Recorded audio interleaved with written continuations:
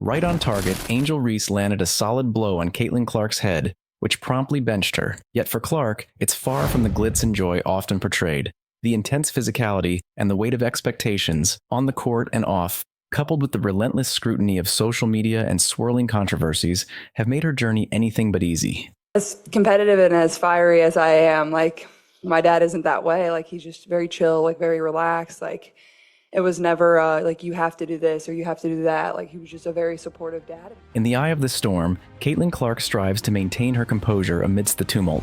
Her rise, initially celebrated as a story of a record-breaking college basketball sensation, has morphed into a narrative laden with discussions on race, sexuality, fame, money, and opportunity. Before we dive into the exciting details about the WNBA, we noticed something surprising. Only 1% of our viewers have subscribed to our channel. If you enjoy this content and want to see more, please consider hitting the subscribe button. Your supports motivate us to keep create content you'll love. Now get into it. All within a few short years. Addressing her struggles, particularly the early challenges in her WNBA debut season, Clark emphasizes the critical importance of mental health. She advocates openly for seeking support when needed, stating, "I can achieve everything in my life. I'm not afraid to admit when I need help or when I'm not having a perfect day. It's okay." The concern for Clark's well-being extends beyond herself. Something that a lot of people in our country struggle with, especially young individuals. And, you know, I think the biggest thing is, like, don't be afraid to ask for help. You know, I can't accomplish everything in my life. Like, I'm not afraid to ask for help and tell people, you know. Tennis icon Serena Williams recently praised Caitlin for handling her early success admirably amid the harshness of social media.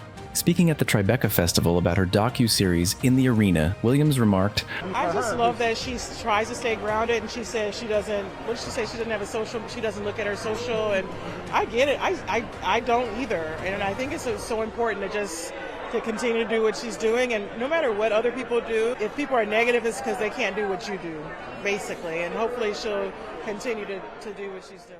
In this whirlwind of fame and scrutiny, Caitlin Clark continues to navigate her path with resilience and a steadfast focus on her mental and emotional well-being. Serena shared some heartfelt advice with Caitlin, emphasizing the importance of staying true to oneself despite any negativity from others.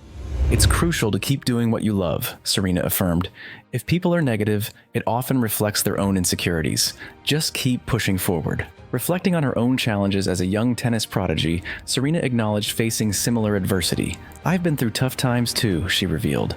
"I know what it's like to be criticized." Serena also highlighted how times have changed, noting, "Things that were acceptable then would be unacceptable now." Earlier this year, Serena expressed her interest in owning a WNBA team, stating, "I'm definitely interested, provided it's the right fit. The momentum for women's sports has been building, and it's about time." Now it's time to shine a spotlight on other sports too, like women's soccer and basketball, she added passionately.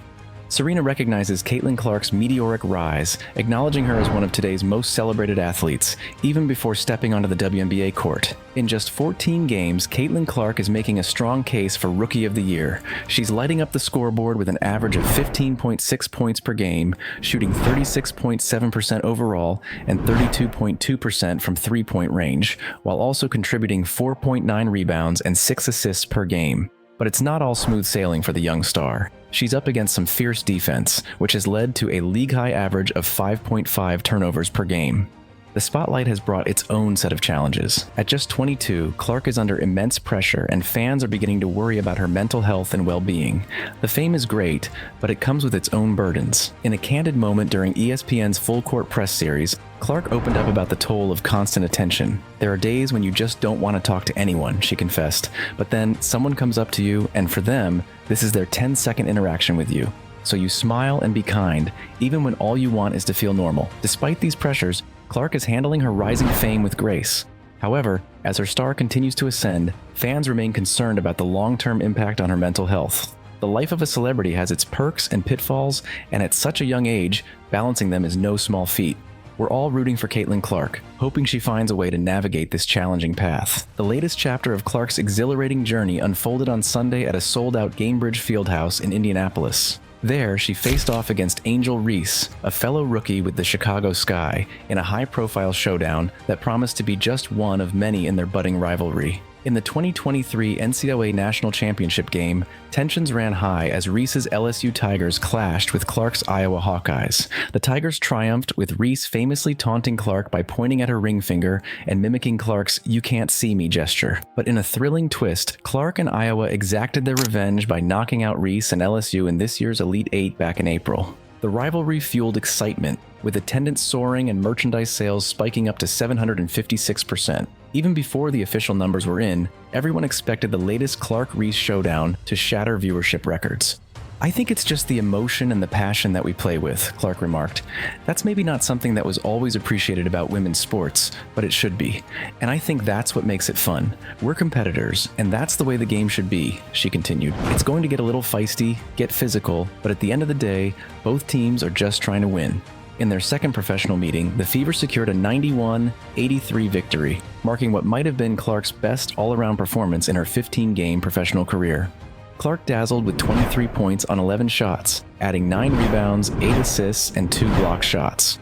The drama peaked when Reese, attempting to block Clark's layup in the third quarter, accidentally hit Clark across the head, sending her to the floor and earning a flagrant foul. Clark's response was impressively composed.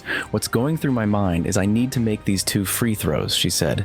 "That's all I'm thinking about. It's just part of basketball. It is what it is. She's just trying to make a play on the ball and get the block. It happens."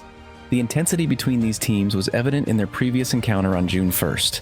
In the final moments of a 1-point Fever win, Clark was body-checked by Chicago's Chennedy Carter away from the ball. Reese leapt off the sky bench to celebrate the play, which was eventually called a flagrant foul. Clark has made it her mission to steer clear of societal debates, claiming she deliberately avoids social media and stays out of the politically charged discussions that dominate so much of sports media. By nature and strategy, Clark doesn't fan the flames. However, even that approach has its challenges. Just this week, she faced criticism after deflecting a question about her name being used to support certain political or cultural positions. "No," Clark told reporters firmly, "I don't see it. I don't see it. My focus is here and on basketball. That's where it needs to be. That's where it has to be, and I'm just trying to get better every day."